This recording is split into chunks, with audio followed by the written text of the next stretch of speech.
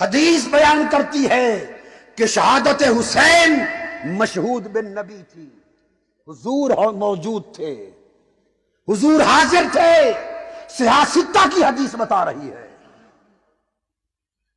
وہ خون بھی جمع کر رہے تھے اور وہ حسین کو تسلی بھی دے رہے تھے، آواز دے رہے تھے، بیٹا حسین آج میرے کندھوں کی سواری کی لاج رکھ لینا، حسین میری زبان چوسنے کی لاج رکھ لینا۔ بابا علی فرما رہے تھے، حسین میرے خون کی لاج رکھ لینا۔ فاطمہ الزہرا فرما رہی تھی، حسین میرے دودھ کی لاج رکھ لینا، کئی قدم ڈگمگا نہ جائے۔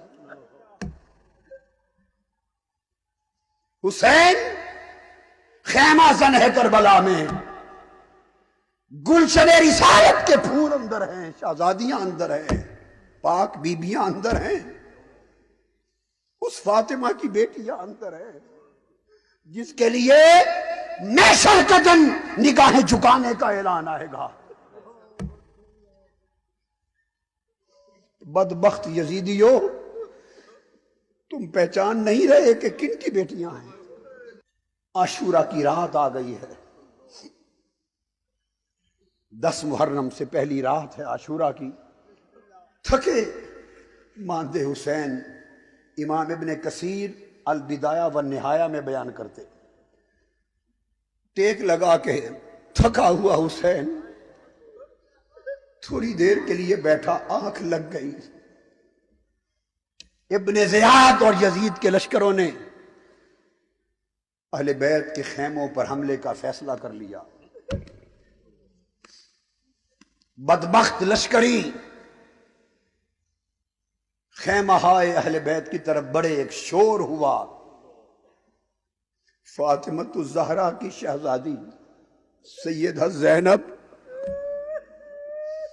باہر آئی، دیکھا شور کیسا ہے، رات کا اندھیرا ہے، شب عاشور ہے۔ دیکھا کہ یزیدی اور زیادی لشکر آ رہا ہے، دوڑ کر گئی، بھائی حسین اٹھ جائیے، دشمنوں نے حملے کی تیاری کر لی ہے۔ امام عالی مقام اٹھ کے فرماتے ہیں، بہن زینب ہم نے بھی تیاری کر لی ہے۔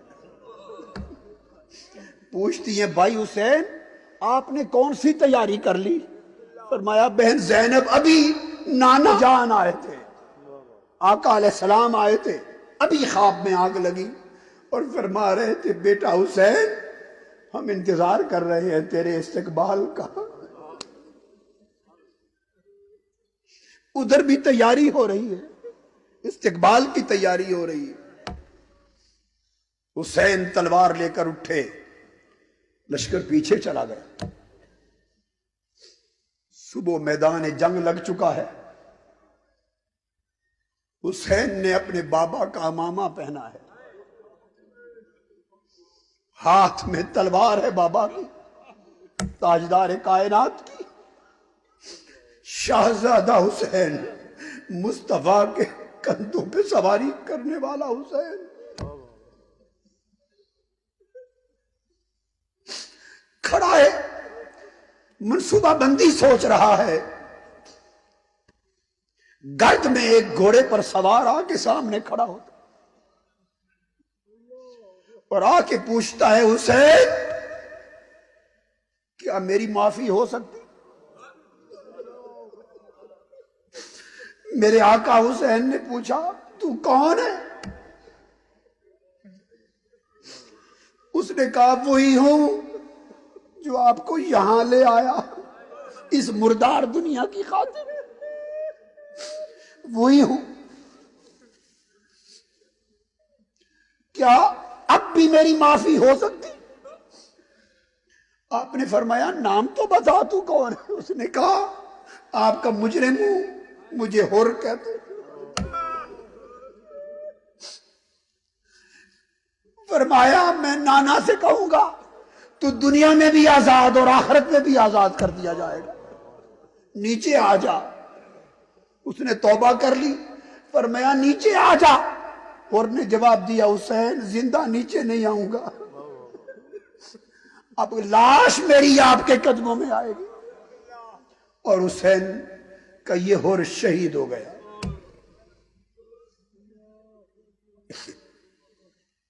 یکے بعد دیگرے شہزادے اہل بیت کے اقربا، پہلے اصحاب خدام جاتے رہے، شہادتیں ہوتی رہی، ایک ایک کی لاشیں حسین اٹھاتے رہے، خیموں کے پاس بچھاتے رہے۔ پھر جب سارے رخصت ہو چکے تو خیمے سے ایک خوبصورت جوان نکلتا ہے، وہ شبیہ مصطفیٰ ہے۔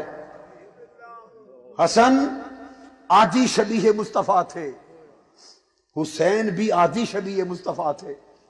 حسن سر سے سینے تک مصطفیٰ کی شبیہ تھے، حسین سینے سے قدموں تک مصطفیٰ کی شبیہ تھے۔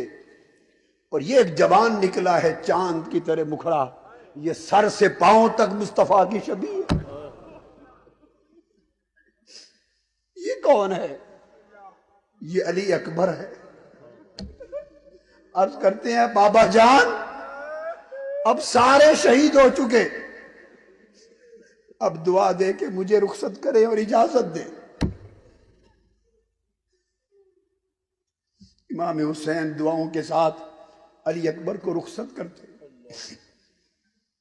اور خود آگے بڑھ کے دیکھنا چاہتے ہیں کہ میرا بیٹا علی اکبر کتنی جوان مردی کے ساتھ یزیدی لشکر پر حملہ کرتا ہے اور کس شجاعت کا مظاہرہ کرتا ہے، مگر یکایک علی اکبر گرد میں گم ہو جاتا ہے۔ حسین دیکھنا چاہتے ہیں کہ جوان بیٹے کی لڑائی کا رنگ دیکھو، منظر دیکھو، مگر نظر نہیں آتے۔ بس اتنا پتا چلتا ہے کہ جس طرف یزیدی لشکر بھیڑ بکریوں کی طرح بھاگتا نظر آئے، حسین سمجھتا ہے کہ علی اکبر اسی سمت ان کے پیچھے جا رہا ہے۔ یہ منظر دیکھتے رہے، اچانک تھوڑی دیر گزری کہ گھوڑا دوڑا کہ علی اکبر واپس آئے۔ پوچھا بیٹا علی اکبر واپس کیوں آ گئے ہو؟ عرض کہ ابا جان پیاس بہت لگی ہے،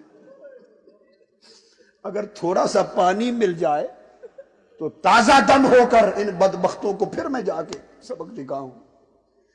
میرے حسین نے، میرے آقا حسین نے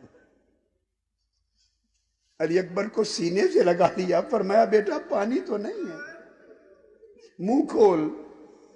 علی اکبر نے منہ کھولا، حسین نے اپنی سوکھی ہوئی زبان علی اکبر کے منہ میں ڈال دی، فرمایا بیٹا علی اکبر اسی کو چوس لے، اسی کو چوس لے۔ میرے بابا بھی اسی طرح اپنی زبان مجھ کو چوساتے تھے، میں بھی بابا کی زبان، نانا کی زبان اسی طرح چوستا تھا۔ شاید اسی لیے چوساتے تھے کہ آج کے دن آپ کو زبان چوسانی تھی، اسی کا رس منہ میں گھول لے۔ علی اکبر کو پھر تازہ ہمت مل گئی، میدان میں گئے۔ کچھ لمحے گزرے تو آواز بلند ہوئی، یا آبادا، ابا جان۔ سیدہ زینب کہتی ہیں بھائی حسین، علی اکبر کی آواز ہے۔ حسین دوڑ کے پہنچتے ہیں، وہ زمین پر ہیں، نیزہ ان کے سینے میں پیوست ہو چکا ہے۔ حسین نے علی اکبر کو گود میں لے لیا، پوچھا بیٹا زیادہ تکلیف ہے؟ کہ ابا جان یہ سینے کا پھل نکال لیں تو میں پھر لڑوں گا۔ حسین نے پھل نیزے کا نکالا، خون کا فوارہ نکلا، روح قفس انصری سے پرواز ہو گئی۔ علی اکبر جنت المأوی میں جا پہنچے۔ علی اکبر کی لاش اٹھا کر حسین واپس آئے۔ ابن عساکر بیان کرتے کہ جب امام حسین کربلا میں پہنچے اور علی اکبر کو لینے گئے تھے، عمر 56 برس 5 ماہ اور کچھ دن تھی، 56.5 برس عمر مبارک تھی۔ سر اور داڑھی کا ایک بال بھی سفید نہ تھا، جب علی اکبر کی لاش کو اٹھا کر خیمے میں پہنچے تو حضرت سکینہ کہتی ہے پھوپھو جان سیدہ زینب کو بابا بوڑھے ہو گئے، بابا بوڑھے ہو گئے۔ جوان قاسم روانہ ہوتے، حسن کا پیکر ہے، کڑیل جوان، ان کا وقت شہادت آتا ہے۔ حسین نے حضرت قاسم بن حسن کی لاش بھی اٹھائی۔ امام ابن کثیر بیان کرتے ہیں اتنے بڑے کڑیل جوان ہیں کہ حسین نڈھال جسم سے جب حضرت قاسم کو اٹھا کے لا رہے تھے تو ان کے پاؤں زمین پر گھسیٹتے آ رہے تھے، لا کر علی اکبر کے ساتھ بچھا دیا، اندر خیموں میں گئے، سب کو سلام کیا، نصیحت کی، تلقین کی۔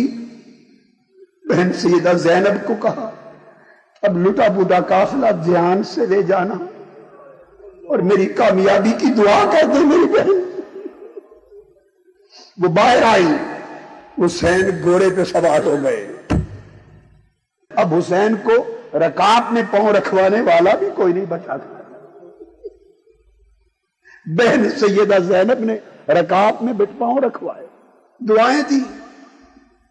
امام عالی مقام نے گھوڑے کی لگام کھینچی کہ آگے چلے، گھوڑا نہیں چلتا، پھر لگام کھینچی زور سے کہ آگے چل، گھوڑا سر نیچے کرتا ہے، آگے نہیں چلتا۔ تیسری بار پھر لگام کھینچی، گھوڑا چلتا کیوں نہیں، وہ سر نیچے کرتا ہے۔ حسین سمجھ گئے، اتر کے نیچے جو آ کے دیکھا کہ چھوٹی سکینہ گھوڑے کی ٹانگوں کو لپٹ کے کھڑی ہے، ٹانگوں سے لپٹ کے کھڑی، رو رہی ہے اور کہہ رہی ہے گھوڑے میرے بابا کو نہ لے جا، میرے بابا کو نہ لے جا، مجھے بابا رات کو اپنے سینے پہ لٹا کے سلاتے ہیں، جو گیا ہے واپس نہیں آیا، میں کس کے سینے پہ لیٹوں گی، میں کس کے سینے پہ لیٹوں گی۔